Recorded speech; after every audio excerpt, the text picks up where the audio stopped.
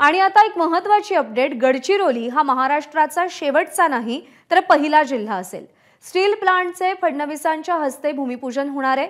सुरजागड इस्पातमुळे निर्माण होणार आहे 7,000 रुपयांचा रोजगार आणि त्यामुळे गडचिरोली हा आता महाराष्ट्राचा शेवटचा नाही तर पहिला जिल्हा असेल।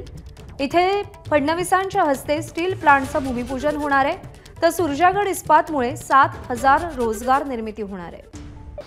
आपल्यासोबत राज्याचे मंत्री धर्मराव बाबा आत्राम आहेत। बाबा, गडचिरोली जिल्ह्यामध्ये आणि खास करून अहिरी जो भाग आहे त्या भागामध्ये एक मोठा लोहपोलाद कारखाना जो आहे त्याचा भूमिपूजन होत आहे।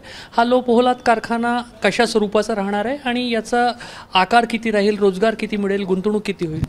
नाही, ह्याच्यामध्ये सुरजागड इस्पात म्हणून हा उद्योग कारखाना तिथे आपला वडलापेठ गावाला येणार आहे अहिरी तालुक्यामध्ये आणि जवळजवळ 250 एकर आपण जमीन यांना दानमध्ये आपण दिलेला आहे। आणि त्या दृष्टिकोनातून मुद्दा एकच होता की रोजगार निर्माण झाला पाहिजे या क्षेत्रामध्ये आणि जवळजवळ 5,000 कोटीचा लागत लावणार आहेत बाहेरचे कंपनीवाले आणि येऊन ते इन्व्हेस्टमेंट फार मोठ्या प्रमाणामध्ये आहे आणि लोकांनासुद्धा रोजगार निर्माण होईल। जमीन दानमध्ये देण्याचा उद्देश एकच होता की रोजगार निर्माण झाला पाहिजे। जमीन आपल्याकडे ठेवून काय करणार, आपल्याला देवाने दिलेल्या भरपूर काय अडचण नाही आपल्याला। तर त्या दृष्टीने लोकांचा कामाकरता जर जमीन उपयोगात येत असेल, रोजगार निर्माण करण्याकरता उपयोगात येत असेल तर ते आपण करण्यामध्ये हरकत नाही।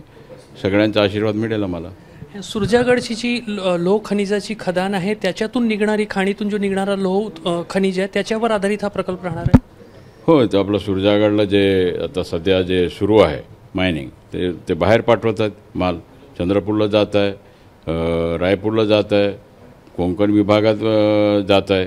तर मग हा माल, कच्चा माल आमच्याकडे इकडे कारखाना टाकून जर आपला इकडे लोकांना रोजगार निर्माण होऊ शकेल तर का केलं नाही पाहिजे। त्या दृष्टिकोनातून आमचा एकच होता की मी मग 2-3 कंपनीज आले, त्यांना मी रिक्वेस्ट केला की जमिनीचा काय प्रॉब्लेम नाही, जमीन आम्ही देऊ, तर इथे आपल्याला कारखाना झाला पाहिजे। आणि ते दृष्टिकोनातून आपण जे लॉयड्सचे जे MD आहेत त्यांच्याशी बोलणं झालं आणि त्यांना सांगितलं की आम्हाला मटेरियल द्या, तर मटेरियल द्यायला तयार आहेत, ॲग्रीमेंट झालेलं आहे आणि त्या दृष्टिकोनातून ते आम्हाला मटेरियल देतील आणि इकडे आपण उत्पादन करणार आहोत। लॉयड मेटल्सचाही एक कोनसरीमध्ये अशाच लोहपोलाद कारखाना होत आहे, तो पूर्ण क्षमतेने केव्हापर्यंत कार्यरत होईल? कारण तो खूप मोठा प्रोजेक्ट आहे।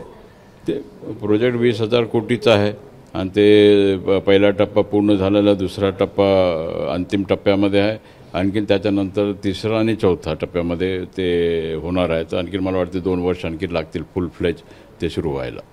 सुरजागडच्या टेकड्यांवर लोह खनिजाचं उत्खनन सुरू झालं, मात्र गडचिरोली जिल्ह्यामध्ये त्याच्यापेक्षा खूप जास्त क्षमतेने लोह खनिज आहे। सुरजागडच्या पुढच्या ज्या टेकड्या आहेत तिथे लोह खनिजाचं उत्खनन, मायनिंग केव्हापासून सुरू होऊ शकेल? कारण अनेक कंपन्या रांगेमध्ये आहेत तिथे लोहपोलाद कारखाना टाकू इच्छितात। नाही, बरोबर आहे, परंतु ते जसं जसं आता काय ते पहिले सगळं त्यांना पाहावं लागते। सगळं आहे ते 6 ऑप्शन झाले, काय म्हणतात विभाग त्याच्यामध्ये, आणि ते 6चे 6 ते पहिले ते सगळं पाहतील, त्याचा सर्वे होईल, त्याच्यानंतर मग पुन्हा अप्लाय करावं लागेल। म्हणजे हे कमी 5 वर्ष त्यांना लागेल आणखीन हे माईन एक माईन सुरू व्हायला।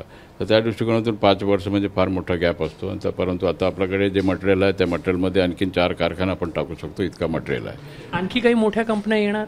हो, एक आणखीन आम्ही टाकणार आहोत ऑगस्टमध्ये। त्याचा ऑगस्ट किंवा काय म्हणतात त्याला ऑगस्ट किंवा सप्टेंबरमध्ये होऊ शकेल। आम्ही प्रयत्न करत आहोत, काय कंपनी येतील नाही येतील, प्रयत्न सुरू आहे आमचा। आणखीन एक होईल पुढे मागे।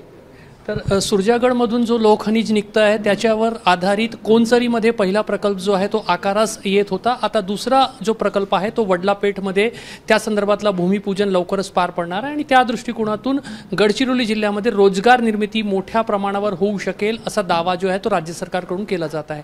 कॅमेरामॅन अतुल हिरडेसह रजत वशिष्ठ, ABP माझा, नागपूर। ABP माझा, उघडा डोळे बघा नीट।